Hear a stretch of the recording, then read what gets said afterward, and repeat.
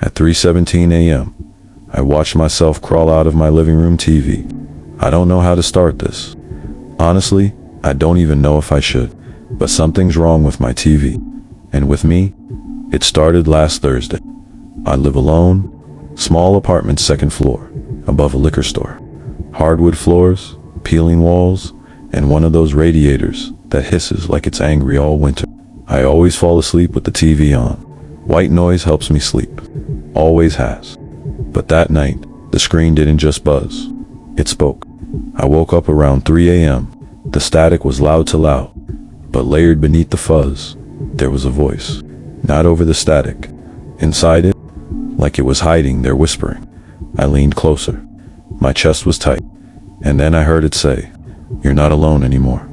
I muted the TV. The static got louder. Volume 0 still screaming. It wasn't coming from the speakers. It was in the room. I unplugged the whole damn thing. The screen went dark, but the humming stayed. And then, the TV turned itself back on. Unplugged, no input, just hissing snow, and a face. Not mine. I barely slept. Next morning, I told myself it was a dream. Sleep paralysis. Audio bleed.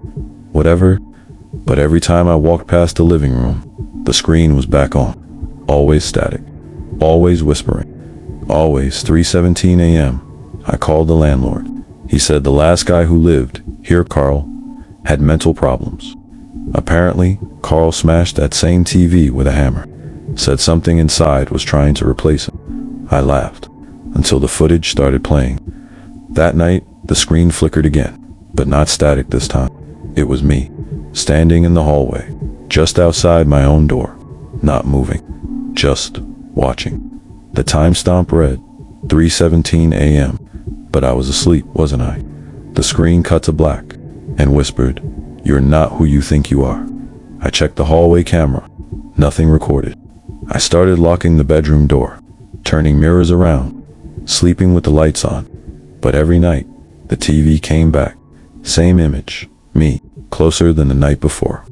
Then static. Then the voice. "He remembers what you forgot." I started noticing things. Bruises on my arms, dirt under my fingernails, a receipt in my pocket for gasoline. I don't own a car. The hallway began to smell, burnt, like melted plastic. I left my phone recording one night, just to be sure. At 3:17 a.m., the audio cut out, nothing but breathing. On the fourth night, I stayed up, sat in front of the TV, crowbar in hand, waiting. 3:17. The screen flickered, and there I was again. But this time, I moved. The me on the screen looked up and spoke. "You've been asleep a long time. I had to keep living for both of us." I screamed, swung the crowbar through the glass. Sparks flew. The screen shattered. Blackness. But the voice didn't stop. It whispered from behind me now. "You're making this harder than it needs to be." I tried leaving. Hotel, friend's place, didn't matter. Every screen followed. Phone, tablet, even reflections in dark windows. I'd turned them off. Still heard. "You left me inside." Last night, I woke to the sound of my own voice. Not a recording. Talking to someone. I crept down the hallway. And there I was. Kneeling in front of the TV. Begging. "Please let me back in." I haven't left since. Because I'm not sure I'm real anymore. My reflection hesitates when I move. Dogs growl when I walk past. The static is gone, but the screen is never truly off. If I stare long enough, I see it. A figure, behind me, in the black, and when I blink, it gets closer.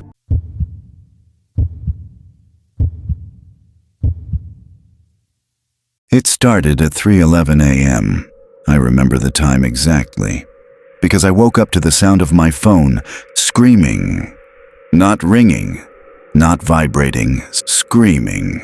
My room was dark, except for the cold blue glow from my phone screen on the nightstand. I reached for it, and the sound stopped. I unlocked it. No missed calls, no notifications, just my wallpaper. A photo I don't remember taking. It was me, sleeping, from above. I live alone. I told myself it had to be a glitch, Maybe I triggered the camera somehow while half asleep. But the angle was from the ceiling, dead center, like a security camera shot. I don't have one. I deleted it. I went to my camera roll. And it was still there. Not just there, multiplied. 10, 20, 50 versions. And none of them were the same. Each one was a different picture of me sleeping. Different nights, different angles, some with shadows in the corners. One had a hand reaching for my face, another. I had my eyes open, staring directly at the camera. The next morning, I went to a repair shop. The tech looked like he hadn't slept in weeks. I showed him one of the photos. He stared for a while.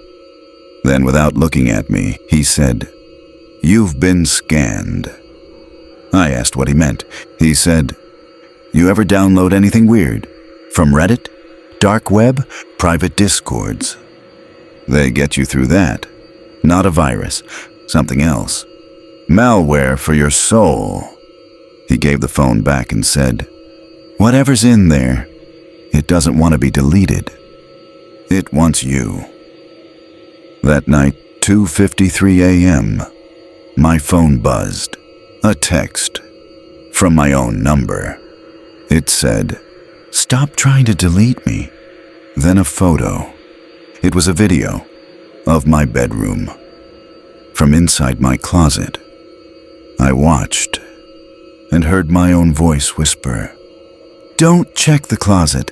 He doesn't like being seen." My phone started typing by itself. On the screen, "Do you know what part of you glows brightest when you're asleep? It's your data. So full of secrets, so easy to copy. We only needed one scan. Now, you live in here too." Over the next 3 days, the phone changed. Contacts turned into numbers. Alarms played static and whispers. Photos appeared of places I'd never been. A basement, scratched up walls. A stairwell leading down into blackness. The worst part? The photos had GPS data, each location. Closer. One was inside my apartment. I tried a factory reset. The screen flickered. Then I heard it.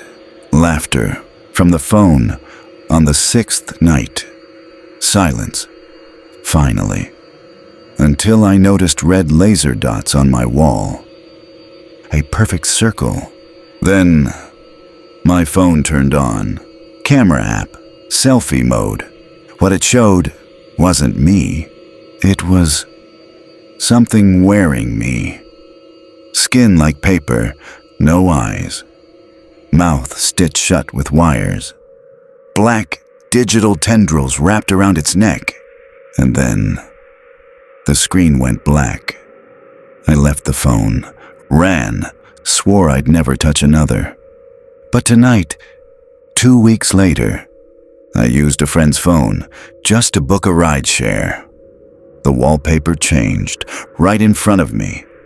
It was a photo of me, sleeping from above.